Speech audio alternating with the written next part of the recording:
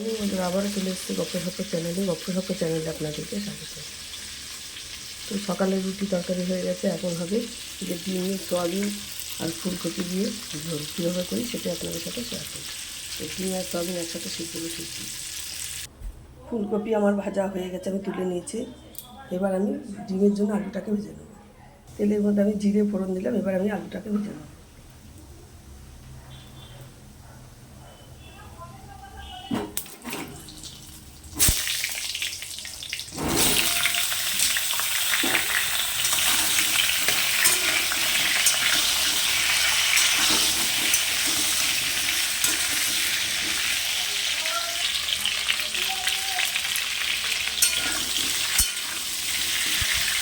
দিয়ে একটু প্রায় সিদ্ধ হয়ে গেছে, আলুটা আমার ভাজা ভাজা হয়ে গেছে। এবার আমি সয়াবিনটা এর মধ্যে দিয়ে দেবো।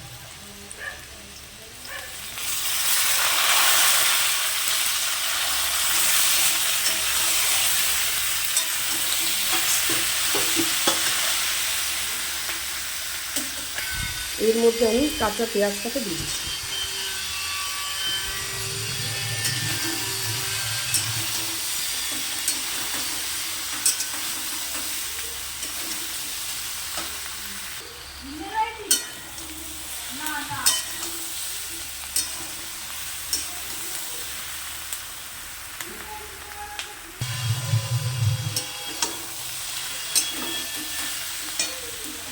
পেঁয়াজ, রসুন আর টমেটো যে পেস্টটা করে রেখেছিলাম ওটা দিয়ে দিচ্ছি।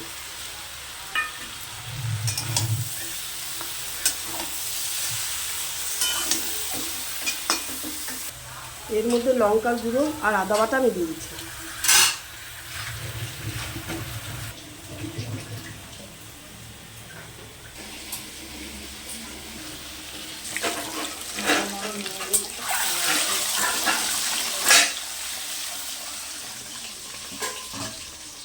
ডিম সম্পূর্ণ আমার ভাজা হয়ে গেছে, এবার এর মধ্যে আমি ফুলকপিগুলো দিয়ে দিচ্ছি। এবার সামান্য একটু কষিয়ে আমি জল দিয়ে দেবো।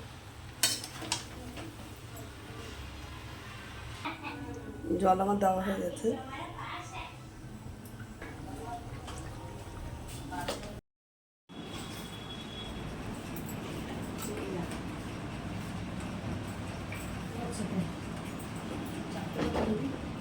চেপে যাচ্ছে,